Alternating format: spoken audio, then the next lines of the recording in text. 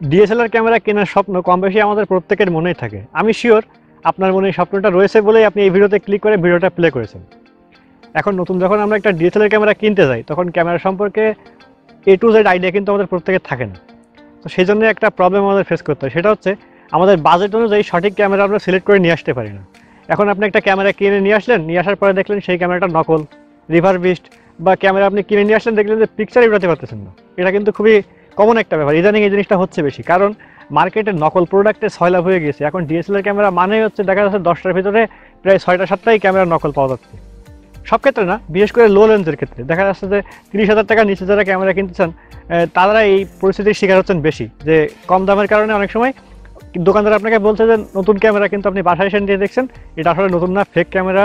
তারপরে মনে করেন যে কালার করে বিক্রি করে বিভিন্ন রকমের ক্যামেরা। সো যারা 2023 সালে নতুন ক্যামেরা কিনতে যাচ্ছেন তাদের জন্য আজকের ভিডিওটি খুবই স্পেশাল, কারণ আজকের ভিডিওটি দেখলে হয়তো আপনার নকল ক্যামেরা থেকে সাবধান থাকতে পারবেন বা দোকানদারের যে ধোঁকাবাজি থেকে বাঁচতে পারবেন।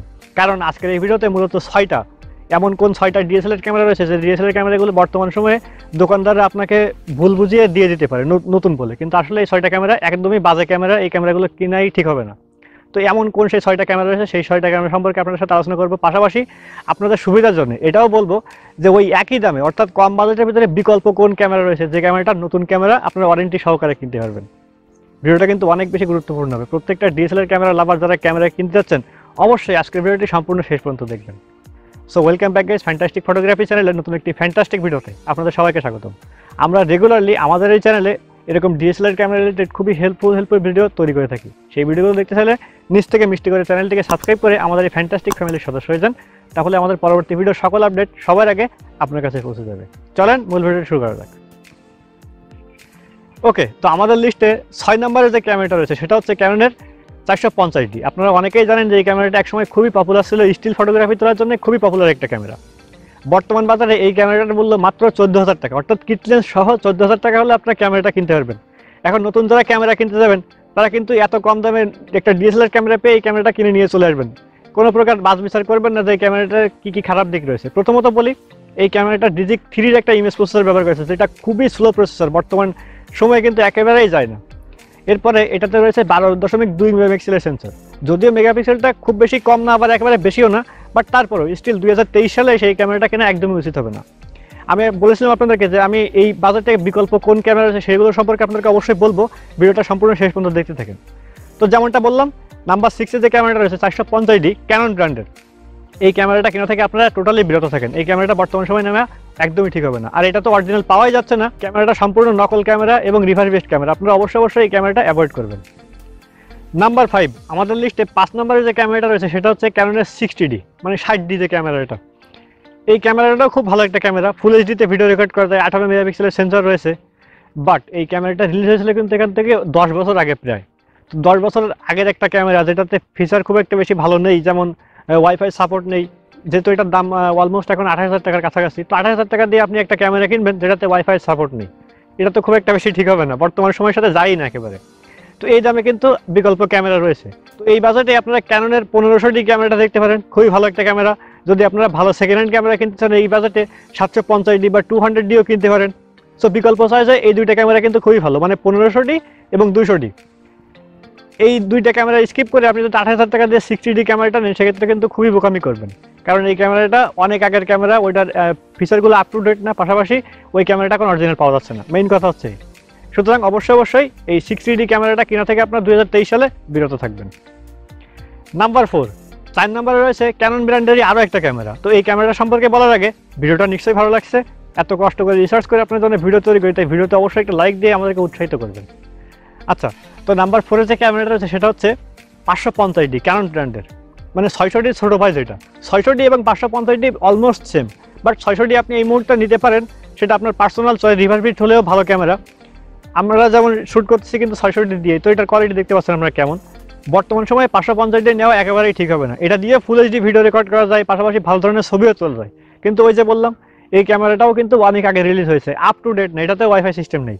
সো মেইন কথা হচ্ছে যে আপ টু ডেট ফিচার রয়েছে যেসব ক্যামেরাগুলোতে, যেসব ক্যামেরাগুলোর সেন্সর সাইজটা বেশি, বর্তমান সময়ে যেসব নতুন ক্যামেরাগুলো রিলিজ হচ্ছে এটার কিন্তু ইমেজ প্রসেসরটাও লেটেস্ট থাকে, যে কারণে ছবি তোলার ক্ষেত্রে খুব ভালো একটা বেনিফিট পাবেন আপনারা। তো চেষ্টা করবেন 2023 সালে যদি ক্যামেরা কিনতে চান তাহলে এই 550D ক্যামেরাটাকেও স্কিপ করার জন্য বর্তমান বাজারে এই ক্যামেরাটার মূল্য রয়েছে মাত্র 20,000 টাকা। তো এই 20,000 টাকার সাথে যদি আপনারা আর 5,000 টাকা অ্যাড করেন, দরকার নেই 5,000 টাকা অ্যাড করার, মাত্র 3,000 4,000 টাকা যদি অ্যাড করেন, তাহলে ক্যানন ব্র্যান্ডেরই কিন্তু মোটামুটি 1200D বা 1300D যে ক্যামেরাগুলো রয়েছে এই ক্যামেরাগুলো নিতে পারেন। নতুন ক্যামেরা 1 বছরের ওয়ারেন্টি পাবেন, নিশ্চিন্তে খুব ভালোভাবে ব্যবহার করতে পারবেন। সুতরাং আপনাদের কাছে রিকোয়েস্ট থাকবে 2023 সালে ক্যামেরা কিনতে গেলে 550ডিকে অ্যাভয়েড করবেন। নাম্বার 3, আমাদের লিস্টে 3 নম্বরে যে ক্যামেরাটা রয়েছে সেটা হচ্ছে নিকনের D3100। এই ক্যামেরাটা কিন্তু খুবই পপুলার, স্পেশালি যারা একেবারে ফটোগ্রাফি প্রফেশনালি শুরু করেছিলেন। আমার মনে আছে আমি যখন কক্সবাজার সি বিচে ছবি তুলতে গিয়েছিলাম, ওইখানে যে ফটোগ্রাফাররা থাকে তার বেশিরভাগই এই নিকনের D3100 ক্যামেরাটা এখান থেকে মোটামুটি 2-3 বছর আগেও ব্যবহার করতো, এখনও করে, কারণ এই ক্যামেরাটার পিকচার কোয়ালিটি খুবই ভালো হয়। বাট বর্তমানে 2023 সালে এসে এই ক্যামেরাটা কেনা একদমই ঠিক হবে না। এটারই কিছু আপগ্রেড ভার্সন রয়েছে, যেমন নিকনেরই D3400 বা 3300D, নিকনের D3500 নিতে পারলে তো খুবই ভালো হয়। এই ক্যামেরাগুলো দেখতে পারেন আপনারা, নিকনের D3100 অনেক ওল্ড মডেল, ওইদিকে আপনারা একেবারেই যাবেন না।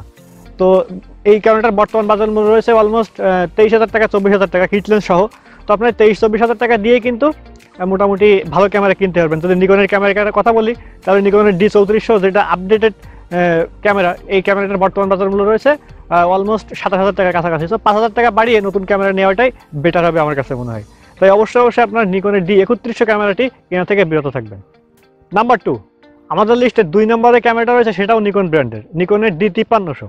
এই ক্যামেরাটাও কিন্তু বেশ পপুলার একটা ক্যামেরা, একেবারে কম দামের ভিতরে 24.2 মেগাপিক্সেলের সেন্সর।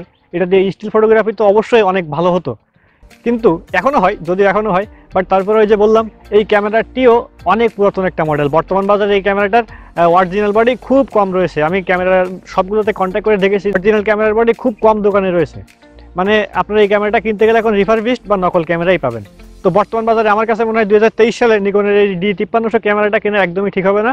আপনি এর পরিবর্তে অন্য ক্যামেরা দেখতে পারেন, যেমন নিকনের D5600 রয়েছে, এই ক্যামেরাটাও বেশ ভালো একটা ক্যামেরা।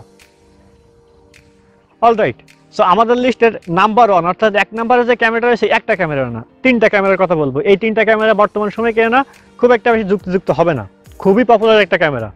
একটা হচ্ছে ক্যাননের 600D, একটা হচ্ছে 700D, আর একটা হচ্ছে 750D। এই 3টা ক্যামেরার একটু কনফিউশন রয়েছে। কনফিউশনটা হচ্ছে এরকম যে অনেক দোকানদার বলছে যে ক্যামেরাগুলো সম্পূর্ণ অরিজিনাল ক্যামেরা এবং হচ্ছে মনে করেন যে ফুল যে ব্র্যান্ড নিউ ক্যামেরা। এখন নতুন একজন যদি ক্যামেরা কিনতে দোকানে যায়, সে কিন্তু অত বেশি রিসার্চ করবে না, দেখবে যে ছবি ভালো আসছে, সেক্ষেত্রে কিন্তু ক্যামেরা নিয়ে চলে আসবে। কিন্তু এই ক্যামেরাটা লং রানের ক্ষেত্রে ফেল করবে, অর্থাৎ আপনি মোটামুটি 5-6 মাস খুব ভালোভাবে ইউজ করতে পারবেন, 1 বছরও খুব একটা বেশি সার্ভিস পাবেন না এর থেকে ভালো।